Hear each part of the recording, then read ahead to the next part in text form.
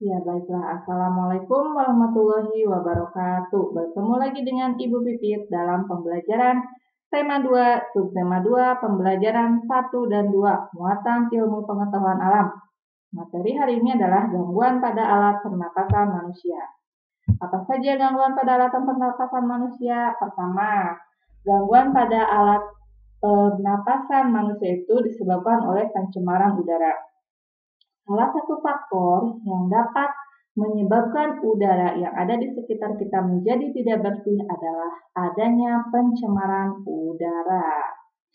Pencemaran udara ini dapat diakibatkan oleh debu, asap, dan bau tidak sedap. Debu bentuknya halus dan biasanya berasal dari tanah kering dan serpihan kayu.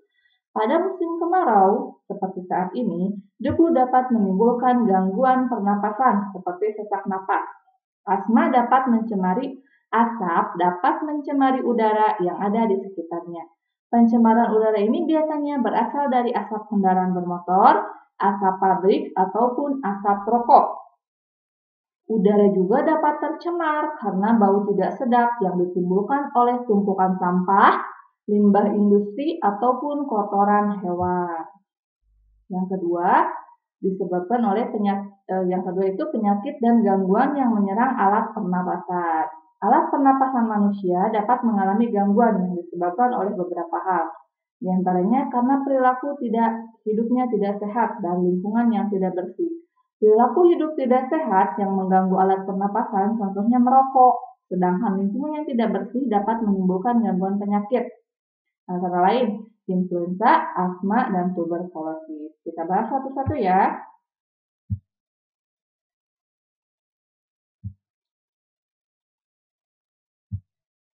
Yang pertama adalah influenza. Influenza adalah peradangan pada selaput rongga hidung yang disebabkan oleh infeksi virus influenza. Penyakit ini sangat mudah menular melalui udara. Tubuh kita akan sangat mudah terserang influenza bila dalam kondisi lemah ataupun kekurangan vitamin. Maka, untuk mencegahnya, kita harus menjaga kondisi tubuh agar tetap sehat dengan cara memakan makanan yang bergizi.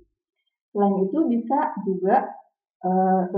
bila kita sedang flu, jangan membuang ini sembarangan di tempat ya, agar tidak menularkan bibit penyakit influenza.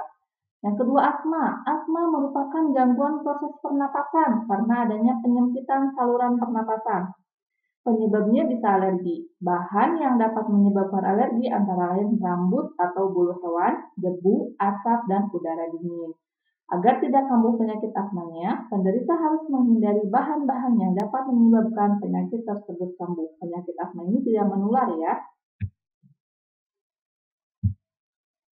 Yang ketiga, TBC atau tuberculosis microbacterium. TBC ini adalah penyakit yang disebabkan oleh infeksi bakteri. Penderita TBC, paru-parunya terdapat bintil-bintil kecil pada dinding alveolusnya sehingga mengganggu proses penyerapan oksigen. Penyakit ini dapat menular melalui benda-benda yang digunakan bersama seperti sendok, gelas, dan sikat gigi. Untuk menghindari penularan TBC, sebaiknya penderita menggunakan peralatan makan dan sikat gigi sendiri. Jadi orang yang TBC ini peralatannya tidak boleh berbarengan, tapi harus khusus milik sendiri. Kemudian ada sesak napas. Sesak napas itu gangguan pernapasan karena udara yang tercemar oleh asap. Asap dapat berasal dari pembakaran sampah, kendaraan bermotor, dan rokok. Selain asap, debu juga dapat menyebabkan sesak napas.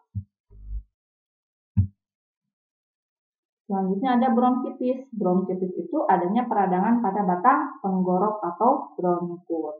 Kemudian polip. Polip merupakan penyempitan saluran pernapasan akibat terjadinya pembekakan kelenjar limfa.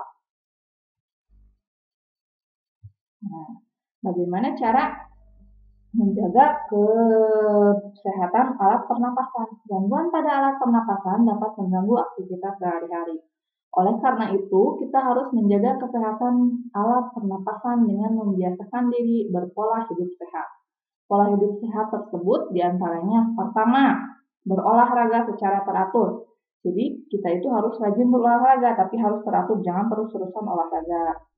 Yang kedua adalah menjaga sirkulasi udara di rumah. Nah, di rumah juga sangat berpengaruh sirkulasi udaranya.